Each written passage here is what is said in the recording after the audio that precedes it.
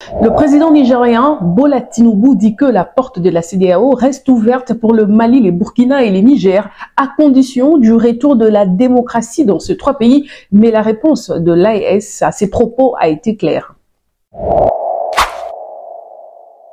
Le mercredi 15 décembre, le président nigérien Bola Tinubu recevait le président allemand Frank-Walter Steinmeier.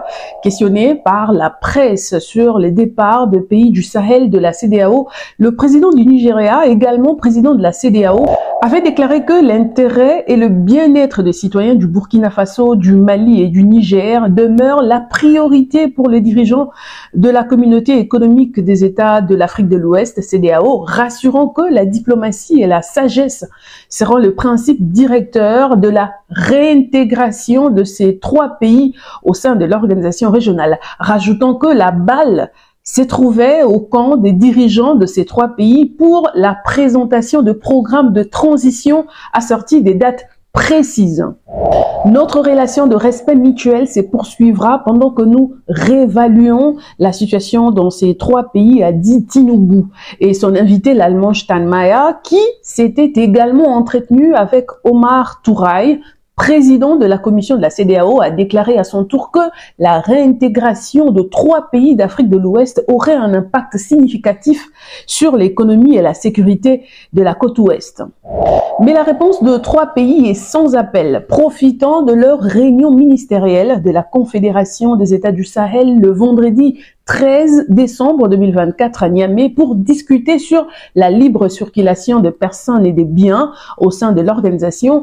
Le président de cette commission, Abdoulaye Diop, ministre des Affaires étrangères du Mali, a publié un communiqué dans lequel il rend compte de cette réunion et au point 7 du document, au nom de trois pays, Abdoulaye Diop écrit: tout en rappelant la décision irréversible des États de la Confédération de retrait de la CEDEAO, le ministre engage les comités pluridisciplinaires à poursuivre des réflexions visant à convenir des modalités des sorties dans l'intérêt des populations de la Confédération.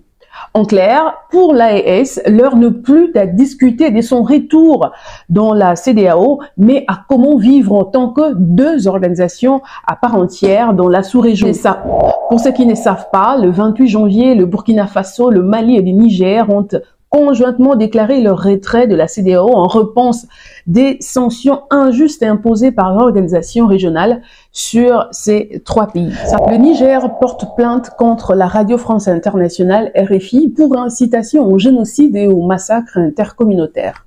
Le jeudi 12 décembre, Niamey a annoncé avec effet immédiat la suspension de la BBC pour une durée de 3 mois et pour cause la diffusion des informations erronées tendant à déstabiliser la quiétude sociale et à saper les morales des troupes qui luttent contre le djihadisme. Peut-on lire dans le communiqué du ministre de la Communication Sidi Mohamed Raliou. Et malgré sa suspension depuis août 2023, Niamey a aussi porté plainte contre RFI pour incitation au génocide et au massacre intercommunautaire. Si le gouvernement nigérien n'a pas précisé les publications de ces deux médias occidentaux qui a donné lieu à ces décisions, nous savons par contre que le mercredi 11 décembre, les radios britanniques et françaises avaient annoncé une attaque terroriste meurtrière au Niger, précisément dans la localité des Chatouman, vers la frontière avec le Burkina Faso. Les médias occidentaux avaient avancé un bilan de 90 soldats et au moins 40 civils tués, et c'est là malgré l'annonce de l'agence France Presse qui avait dit être incapable de vérifier ces chiffres auprès des sources locales. Mais surtout, le communiqué du Niger qui avait démenti l'existence de ces prétendues attaques terroristes qu'il qualifie d'affirmations infondées et d'une campagne d'intoxication. Nous ne savons pas devant quelle juridiction que le gouvernement nigérien a porté plainte, car le communiqué n'a pas été précis sur ces points. Affaire à suivre. Prenez soin de vous et du continent aussi. Sur le champ de bataille, la pression est montée, donc